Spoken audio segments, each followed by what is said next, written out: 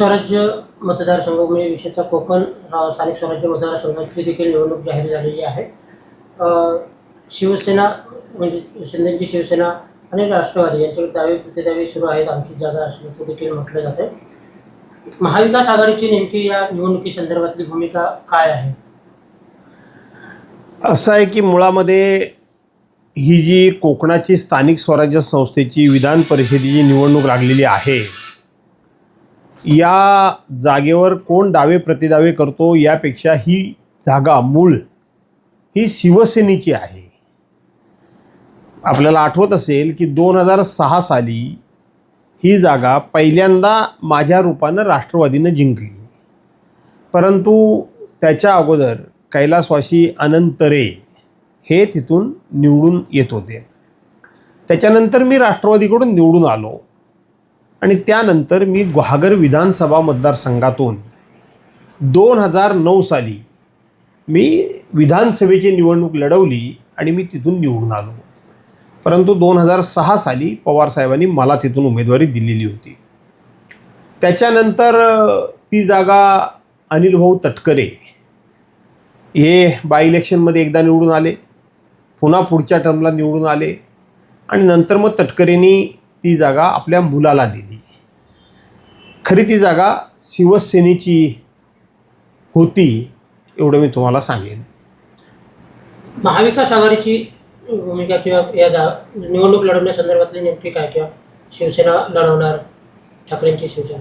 असं आहे की महाविकास आघाडीची भूमिका काय यापेक्षा ही जागा सुनील तटकरेंना 3 वेळा फुकटची मिळाली. सुनील तटकरेंनी स्थानिक स्वराज्य संस्थेतून आपले भाऊ निवडून येतात, आपला मुलगा निवडून येतो, तर त्या स्थानिक स्वराज्य संस्था बळकट होण्याकरता म्हणून आणि त्या स्थानिक स्वराज्य संस्थेचे आपले मतदार वाढवणं याकरता सुनील तटकरेंनी काय केलं? तर काही केलं नाही. त्यावेळेला आम्ही राष्ट्रवादीचे आमदार होतो. आम्ही जिल्हा परिषद सदस्य, पंचायत समिती सदस्य आणि नगरसेवक आम्ही निवडून आणायचे आणि आयत्या वेळेला यांनी येऊन तिथे उमेदवारी घ्यायची. त्यानंतर निवडून गेल्यानंतर त्यांनी इथल्या स्थानिक जी स्वराज्य संस्था बळकट करण्याकरता, लोकांचा विकास करण्याकरता फंडसुद्धा देण्याचं काम सुनील तटकरेंनी केलेलं नाही.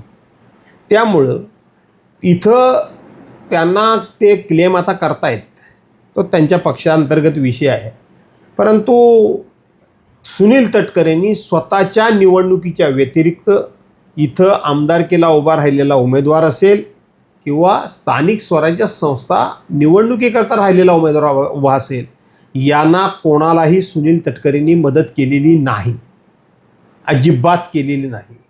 ते सदस्य निवडून यावे म्हणून काहीही कष्ट घेतलेले नाहीत, काहीही तोशीस स्वतःला लावून घेतलेला नाही. निवडून आलेले जे लोक आहेत ते पक्षाच्या नावाखाली परस्पर त्यांना भेटायचं, परस्पर त्यांना गाठायचं आणि ते मतदान पदरात पाडून घेऊन 2 वेळा आपला भाऊ आणि मुलगा त्यांनी निवडून आणलेला आहे, एवढं मी तुम्हाला सांगेन. ही निवडणूक लढवण्यासंदर्भात महाविकास आघाडीची काही चर्चा किंवा कोण लढवणार किंवा काय अद्यापपर्यंत तरी काही चर्चा झालेली, महाविकास आघाडी ही जागा लढवेल की नाही या संदर्भामध्ये अद्याप तरी कुठलीही चर्चा झाली